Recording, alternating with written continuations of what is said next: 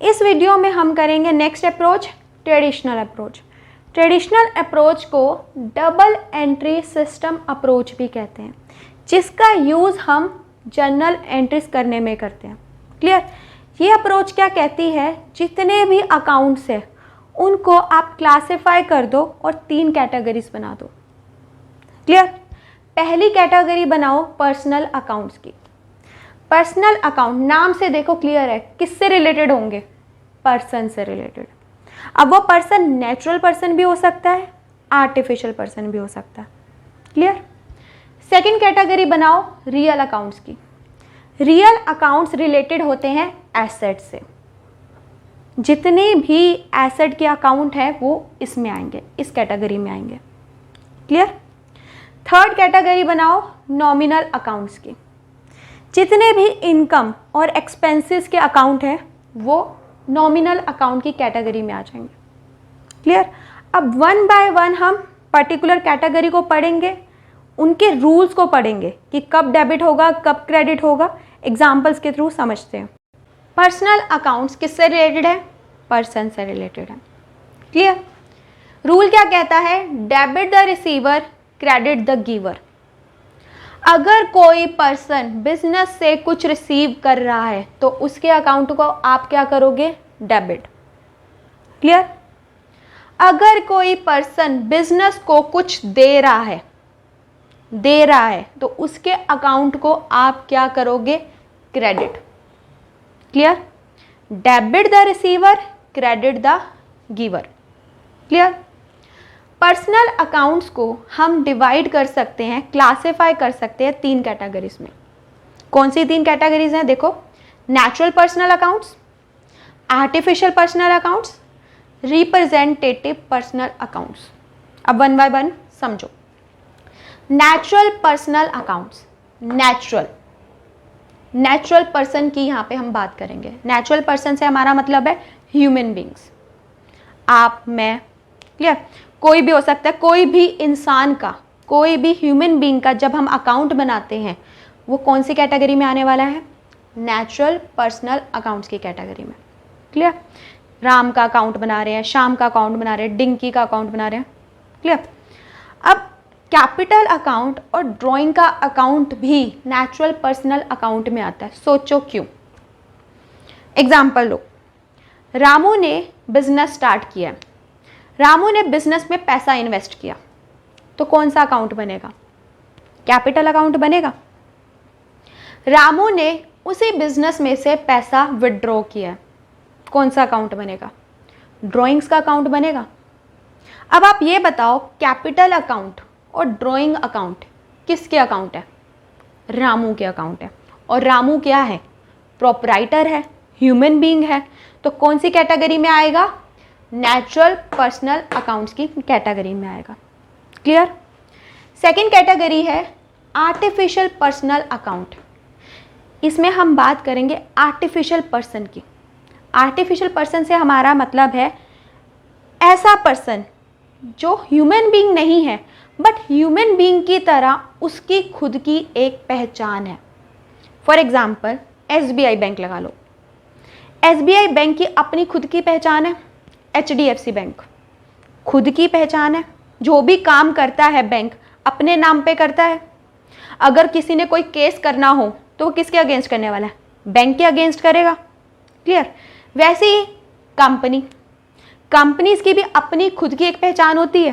For example Reliance company है, Reliance company की अपनी खुद की पहचान है।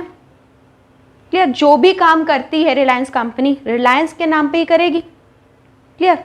LIC लगा लो, LIC कंपनी है, इंश्योरेंस कंपनी है, सुना होगा आपने। LIC की खुद की अपनी एक पहचान है। तो वो सारे अकाउंट्स जो आर्टिफिशियल पर्सन से रिलेटेड है, जो नेचुरल ह्यूमन बीइंग नहीं है बट उनकी खुद की एक पहचान है, सेपरेट आइडेंटिटी है, ह्यूमन बीइंग की तरह काम करते हैं। क्लियर? किस कैटेगरी में आएंगे? आर्टिफिशियल पर्सनल अकाउंट्स की कैटेगरी में। थर्ड कैटेगरी है रिप्रेजेंटेटिव पर्सनल अकाउंट्स। जब भी एक्सपेंस के साथ आउटस्टैंडिंग लिखा आ गया या प्रीपेड लिखा आ गया, तो कौन सी कैटेगरी में इंक्लूड करोगे आप? रिप्रेजेंटेटिव पर्सनल अकाउंट की कैटेगरी में इंक्लूड करोगे। जब भी इनकम के साथ अक्रूड लिखा आ गया या अनअर्न्ड लिखा आ गया तो कौन सी कैटेगरी में आप इंक्लूड करोगे? रिप्रेजेंटेटिव पर्सनल अकाउंट की कैटेगरी में इंक्लूड करोगे। अब देखो क्यों। सैलरी आउटस्टैंडिंग, सैलरी क्या है? खर्चा है। आउटस्टैंडिंग का मतलब क्या है? ऐसा खर्चा जो आपको पे कर देना चाहिए था अभी तक बट आपने पे नहीं किया है। तो सैलरी आउटस्टैंडिंग किसको रिप्रेजेंट कर रही है? उन लोगों को रिप्रेजेंट कर रही है जिनको अभी पैसा देना है। किसको रिप्रेजेंट कर रही है? लोगों को, पर्सन को रिप्रेजेंट कर रही है। क्लियर? तो सैलरी आउटस्टैंडिंग क्या हुई? एक तरह से रिप्रेजेंटेटिव पर्सनल अकाउंट हुआ। क्लियर? प्रीपेड इंश्योरेंस, आपने इंश्योरेंस क्या है? खर्चा है, आपने एडवांस में पे कर दिया है इंश्योरेंस कंपनी को पैसा। तो इंश्योरेंस कंपनी एक तरीके से आपकी क्या बन गई? इंश्योरेंस कंपनी क्या है? आर्टिफिशियल पर्सन है। क्या बन गई आपकी? एक तरीके से आप कह सकते हो डेटर बन गई, क्योंकि आपने उनको एडवांस में पैसा दे रखा है। क्लियर? जब भी एक्सपेंस के आगे आउटस्टैंडिंग लिखा आ गया, प्रीपेड लिखा आ गया, इनकम के साथ अक्रूड लिखा आ गया, अनअर्न्ड लिखा आ गया, तो आप कौन सी कैटेगरी में इंक्लूड करोगे? रिप्रेजेंटेटिव पर्सनल अकाउंट्स की कैटेगरी में इंक्लूड करोगे। क्लियर? रूल सभी पर्सनल अकाउंट्स के लिए एक ही है। क्या है? Debit the receiver, credit the giver. Transaction को करने से पहले कुछ रूल समझ लो। हर ट्रांजैक्शन अफेक्ट करती है कम से कम 2 अकाउंट को। क्लियर? 2 अकाउंट कम से कम अफेक्ट होंगे ही होंगे। अगर एक अकाउंट डेबिट हो रहा है तो दूसरा अकाउंट हमेशा क्रेडिट होगा। क्लियर? पर्सनल अकाउंट का रूल क्या है? Debit the receiver, credit the giver. Clear? अब हम ट्रांजैक्शन को पढ़ेंगे और फाइंड आउट करेंगे कि कौन से 2 अकाउंट अफेक्ट हो रहे हैं। ध्यान से देखो। Paid ₹20,000 to dinky. बिजनेस से पैसा हम किसको दे रहे हैं? डिंकी को दे रहे हैं। डिंकी क्या हुई? रिसीवर। तो इसका मतलब डिंकी का अकाउंट क्या होने वाला है? डेबिट। क्लियर? और दूसरा कौन सा अकाउंट अफेक्ट होगा? दे रहे हैं हम उसे 20,000 रुपये, तो कैश हमारा जा रहा है। तो एक अकाउंट कौन सा अफेक्ट होगा? कैश का, और दूसरा डिंकी का। एंट्री क्या बनेगी? डिंकी का अकाउंट क्या होना है? डेबिट होना है, क्योंकि डिंकी क्या है? रिसीवर है। तो डिंकी अकाउंट डेबिट। डेबिट को हम पूरा नहीं लिखते हैं, उसकी बस शॉर्ट फॉर्म लिख देते हैं, DR डॉट। क्रेडिट साइड पे हम क्रेडिट मेंशन नहीं करते हैं, क्रेडिट की जो आइटम होती है उसके साथ हम 2 लिख देते हैं। क्लियर? और अमाउंट लिख दो 20,000। डिंकी ने रिसीव कितना किया है? 20,000, और बिजनेस से कितना गया है? 20,000। तो हमेशा जो डेबिट साइड की अमाउंट होगी और क्रेडिट साइड की जो अमाउंट होगी हमेशा बराबर होगी। क्लियर? नेक्स्ट ट्रांजेक्शन देखो। Received ₹30,000 from Minki. मिंकी से मिला है पैसा। मिंकी क्या हो गई? गिवर। और गिवर को हम क्या करते हैं? क्रेडिट। तो इसका मतलब मिंकी का अकाउंट तो क्रेडिट होगा ही होगा। क्लियर? दूसरा कौन सा अकाउंट अफेक्ट होगा? कैश का। 30,000 आए हैं, कैश आया है, तो एंट्री क्या बनी? कैश अकाउंट डेबिट, और मिंकी का अकाउंट क्या होगा? क्रेडिट।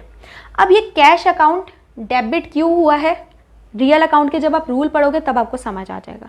फिलहाल बस आप ये समझो कि जब बिजनेस में कोई कुछ दे रहा है, गिवर है, तो उसका अकाउंट क्या होने वाला है? क्रेडिट। मिंकी दे रही है, मिंकी का अकाउंट क्या होगा? क्रेडिट। पर्सनल अकाउंट्स हो गया। अब नेक्स्ट कैटेगरी है रियल अकाउंट्स। रियल अकाउंट्स किससे रिलेटेड होते हैं? एसेट से रिलेटेड होते हैं। क्लियर? रूल क्या कहता है? Debit what comes in, credit what goes out. अगर बिजनेस में एसेट आ रही है तो आप क्या करोगे? डेबिट। अगर बिजनेस से कुछ जा रहा है, एसेट जा रही है, तो आप क्या करोगे? क्रेडिट। क्लियर? अब ट्रांजैक्शन देखो, परचेज्ड फर्नीचर फॉर ₹10,000। कौन से दो अकाउंट इफेक्ट हो रहे हैं? फर्नीचर, और फर्नीचर के बदले में आपने क्या दिया? कैश दिया। तो दूसरा कौन सा अकाउंट इफेक्ट होगा? कैश। एक फर्नीचर अकाउंट इफेक्ट हुआ, दूसरा कैश अकाउंट इफेक्ट हुआ। अब कौन सा अकाउंट डेबिट होगा, कौन सा क्रेडिट होगा? अब रूल्स अप्लाई करेंगे। परचेज्ड फर्नीचर, फर्नीचर आया है, what comes in? Debit. Clear? Furniture को परचेज किया, उसके बदले में आपने क्या दिया? कैश दिया। कैश भी क्या होती है? एसेट होती है, और एसेट आपके पास से जा रही है, तो हम क्या करने वाले हैं? कैश को credit. What comes in? Debit, मतलब फर्नीचर को हम क्या करेंगे? Debit. What goes out? Credit. क्या करेंगे हम? हमारे पास से क्या जा रहा है? कैश जा रहा है, तो कैश को हम क्या करेंगे? क्रेडिट। एंट्री क्या बनी? देखो, डेबिट क्या होना है? फर्नीचर अकाउंट, तो फर्नीचर अकाउंट डेबिट। क्रेडिट क्या होना है? Cash account to cash account. Clear? और दोनों की अमाउंट लिख दो, डेबिट साइड पे भी 10,000 और क्रेडिट साइड पे भी 10,000। क्लियर? अब देखो third category, nominal accounts. Nominal accounts किससे रिलेटेड होते हैं? एक्सपेंसेस और इनकम से रिलेटेड होते हैं। रूल क्या कहता है? Debit all expenses, credit all income. जब भी कोई एक्सपेंस होगा, खर्चा होगा, तो उसके अकाउंट को आप क्या करोगे? डेबिट। जब भी बिजनेस में कोई इनकम होगी, उस इनकम के अकाउंट को आप क्या करोगे? क्रेडिट। क्लियर? अब एग्जांपल के थ्रू समझते हैं। ट्रांजैक्शन दे रखी है, पेड ₹20,000 फॉर सैलरीज। कौन से दो अकाउंट इफेक्ट हुए? सैलरी क्या है? खर्चा है, तो सैलरी का अकाउंट इफेक्ट हुआ। आपने क्या दिया है? 20,000 रुपीज दिए हैं, तो 20,000 रुपीज क्या है? कैश है। कौन से दो अकाउंट इफेक्ट हुए?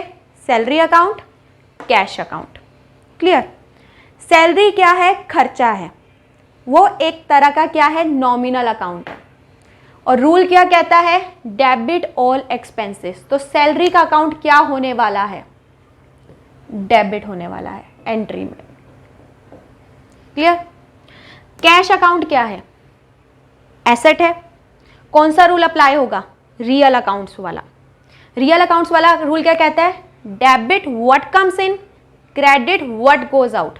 कैश जा रहा है, तो हम क्या करेंगे? कैश के अकाउंट को क्रेडिट करेंगे। Clear?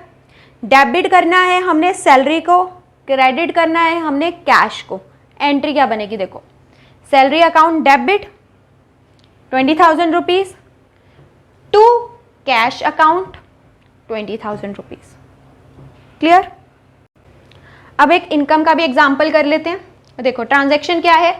Received ₹10,000 for commission. 10,000 commission मिली है। कौन से दो अकाउंट इफेक्ट होंगे? एक तो हो जाएगा कमीशन का अकाउंट, मिला क्या है? कैश मिला है। दूसरा कौन सा अकाउंट इफेक्ट होगा? कैश का अकाउंट। क्लियर? हमें कमीशन मिली है 10,000 रुपीज की। कमीशन क्या हुई?